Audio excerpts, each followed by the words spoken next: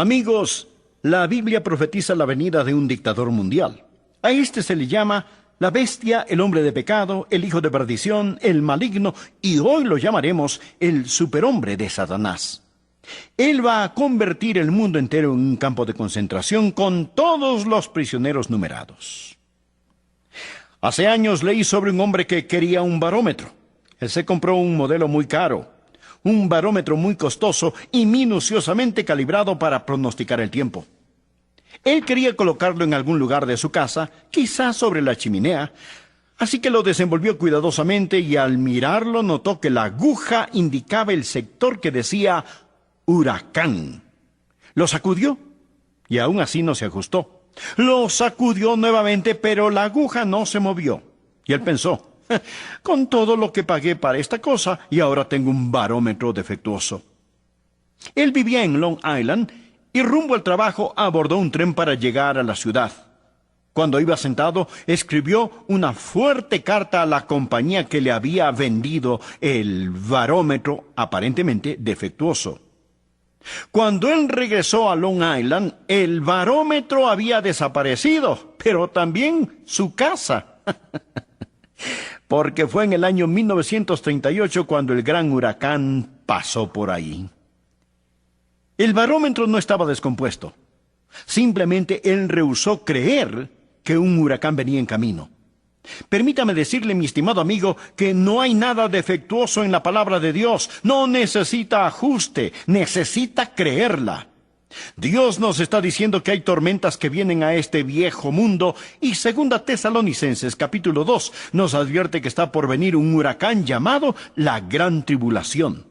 La Biblia dice que se levantará uno llamado el hombre de pecado, el superhombre de Satanás. Yo creo que está por venir un hombre que ya está esperando solo su turno. Él será la encarnación del diablo. Él será Satanás en forma humana y se le llama en la Biblia la bestia, el anticristo, el hombre de pecado, el hijo de perdición. El 2 capítulo de 2 Tesalonicenses nos advierte sobre él y no podemos darnos el lujo de estar en la ignorancia. He estudiado este pasaje y lo he dividido en 6 puntos y quiero que usted los mire muy cuidadosamente conmigo. El primero que deseo que usted vea es el que voy a llamar la mofa o burla de Dios. 2 Tesalonicenses, versículos del 3 al 5 dice, nadie os engañe en ninguna manera. Habla que el día del Señor no vendrá sin que antes venga la apostasía y se manifiesta el hombre de pecado, el hijo de perdición, el cual se opone y se levanta contra todo lo que se llama Dios o es objeto de culto, tanto que se sienta en el templo de Dios como Dios, haciéndose pasar por Dios. ¿No os acordáis que cuando yo estaba todavía con vosotros os decía esto? Así que está por venir una horrible mofa de Dios y Pablo relata esta burla hacia Dios que pronto viene. Lo que está diciendo es que Satanás va a lanzar un último insulto en la cara del Rey del Cielo. Y el agente de esta blasfemia, el agente de este insulto al Omnipotente, va a ser el que la Biblia llama el hombre de pecado. Satanás siempre imita a Dios. Martín Lutero lo llamó el simio de Dios, porque él siempre imita a Dios. La ambición consumidora de Satanás es, seré semejante al Altísimo. Por ello, si Dios tiene su Cristo, Satanás tiene su anticristo. El prefijo anti, y de paso, permítame aclarar que el apóstol Juan es el único que usa este término de anticristo en la Biblia, pero lo usa repetidamente. El prefijo anti significa 2 cosas. Número 1, significa contra. Número 2, significa en lugar de. Es exactamente lo que la bestia es. Ella está contra Cristo y también se presenta a sí misma en lugar de Cristo. El diablo siempre ha querido ser adorado.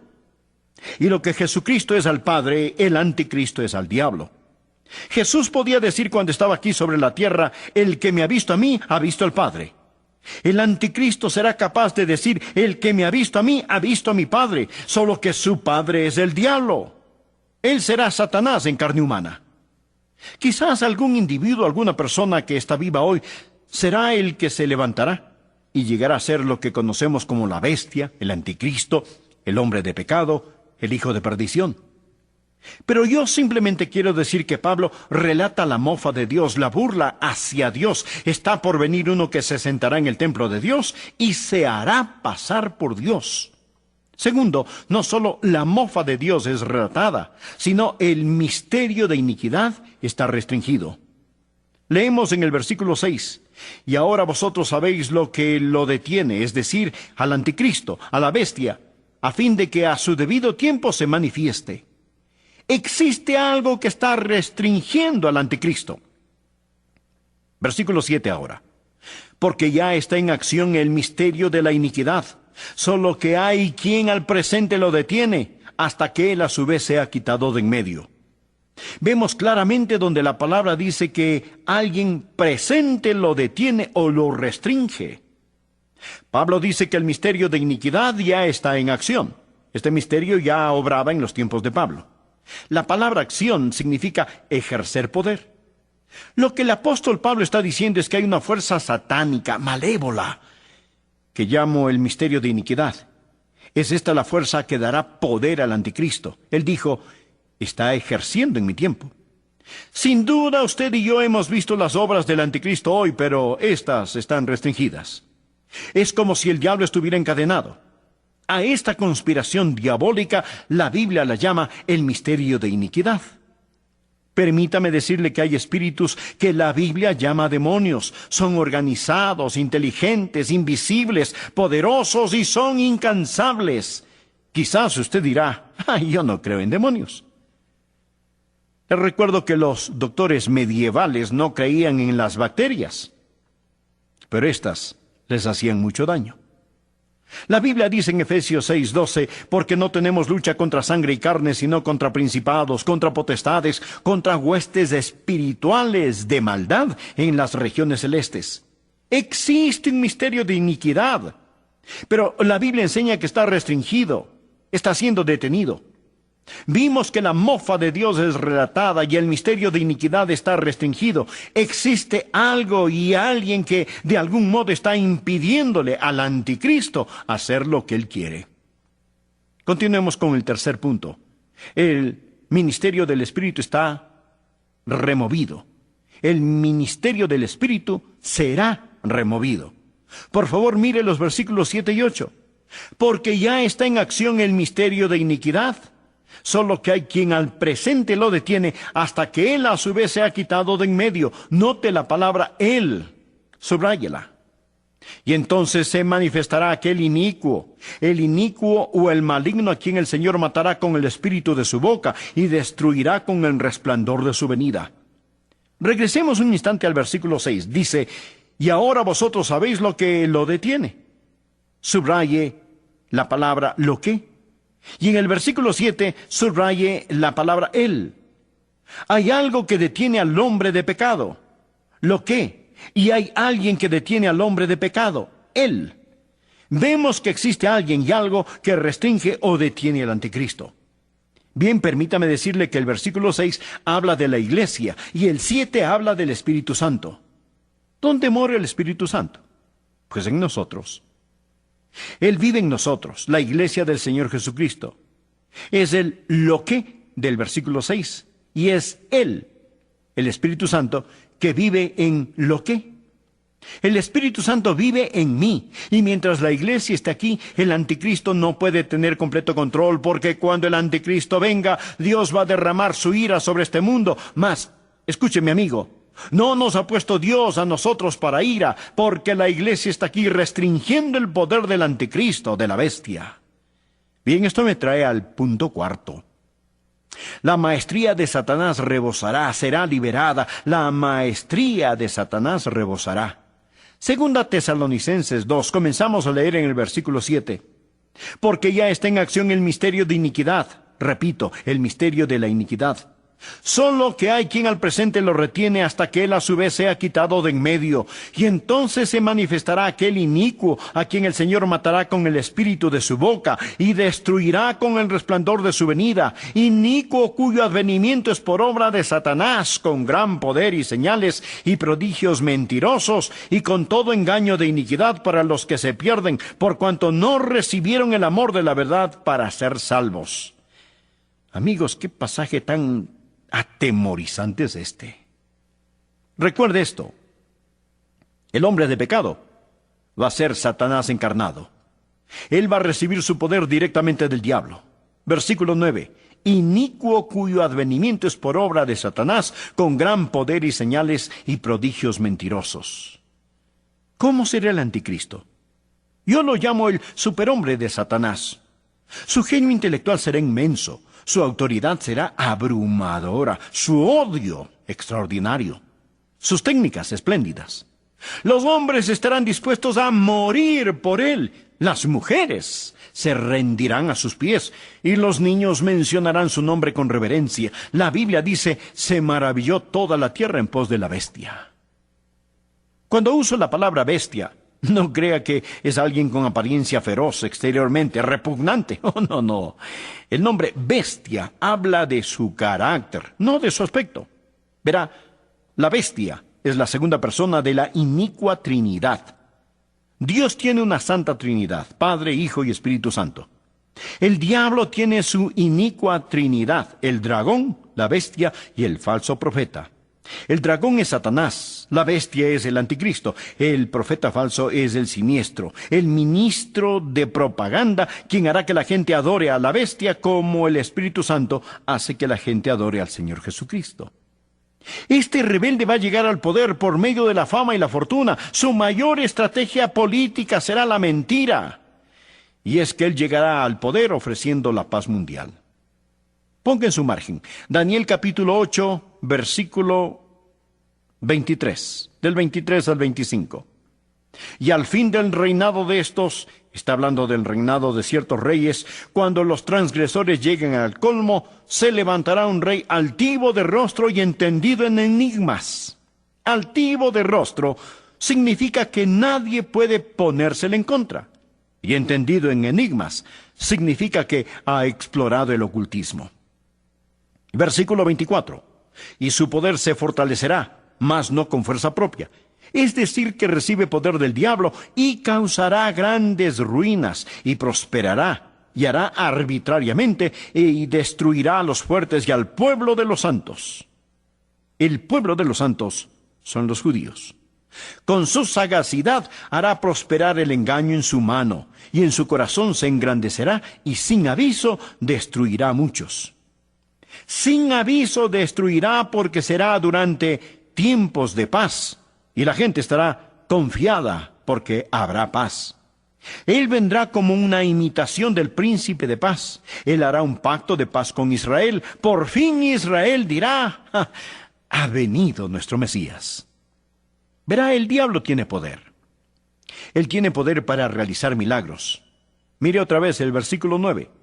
Inicuo cuyo advenimiento es por obra de Satanás, con gran poder y señales y prodigios mentirosos. Usted dirá: oh, yo no creería su mentira. Mi amigo, le prometo que usted creerá sus mentiras si pasa la gran tribulación después de haber oído y rechazado el Evangelio de Jesucristo. Segunda Tesalonicenses 2:10 dice: por cuanto no recibieron el amor de la verdad para ser salvos, por esto les envía un poder engañoso para que crean la mentira. Rehusaron creer la verdad. Y usted dirá: yo no pensé que el diablo tuviera poder para realizar milagros. Bueno, será mejor que leamos Apocalipsis 16, versículos 13 y 14. Y vi salir de la boca del dragón, quien es el antidios, y de la boca de la bestia, quien es el anticristo, y de la boca del falso profeta, quien es el antiespíritu, 3 espíritus inmundos a manera de ranas, pues son espíritus de demonios que hacen señales, y van a los reyes de la tierra en todo el mundo para reunirlos a la batalla de aquel gran día del Dios Todopoderoso. Lo que trato de decirles, amigos, es que está por venir un día cuando el infierno estará de fiesta. Viene el día cuando la iglesia será arrebatada. El Espíritu Santo se hará a un lado.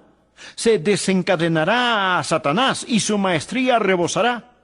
Satanás hará lo que le plazca sobre este mundo y gobernará por medio de su suplente, el hombre de pecado, el hijo de perdición. El quinto punto que quiero que anote: la miseria del hombre será redoblada. La maestría de Satanás rebosará. La miseria del hombre será redoblada. Por favor, mire los versículos 11 y 12. Por esto Dios les envía un poder engañoso. ¿A quién se lo envía? Pues a la gente de la tierra, para que crean la mentira, a fin de que sean condenados todos los que no creyeron a la verdad. Se sentaban en una iglesia, escuchando a un predicador rogarles con todo su corazón que se salvaran, pero no. Prefirieron su forma pecadora y egoísta de vivir. Por eso la palabra dice, no recibieron el amor de la verdad para ser salvos, sino que se complacieron en la injusticia. Por eso también dice, a fin de que sean condenados todos los que no creyeron a la verdad, sino que se complacieron en la injusticia. La miseria del hombre será redoblada. Cuando venga el anticristo va a convertir el mundo entero en un campo de concentración con todos los prisioneros numerados. ¿Cómo será? Bueno, él será como los Césares, como los Napoleones, los Hitlers, los Stalines, los Khomeinis, los Saddam Husseins, todos mezclados en una sola persona. Posteriormente hablaremos quizás de la marca de la bestia. Las computadoras le ayudarán a reglamentar a todos. Ya estamos siendo reglamentados ahora mismo. Ahora la gente ha ido más allá de la simple tarjeta de crédito que usamos y ya existen las Smart Cards o tarjetas inteligentes que portan un chip de computadora que contiene todos sus datos personales. Sería algo muy fácil sacar este chip de la computadora de la tarjeta inteligente y colocarla en la carne humana. A usted se le ha dado un número y yo tengo un número. Ayer traté de entrar en un edificio del gobierno y me preguntaron, ¿tiene su número de seguro social? En otros países es el número de la cédula de identidad. No sabía que este era para controlarme o identificarme. Era solo un número para que me pudieran pagar mi jubilación, pero ahora las instituciones financieras y otras compañías lo usan para identificación. He notado que ahora mi número de seguro social está en mi licencia de conducir. Hoy en día el gobierno da un número de seguro social a todos los niños de 2 años de edad. Y pronto, todo niño tendrá un número.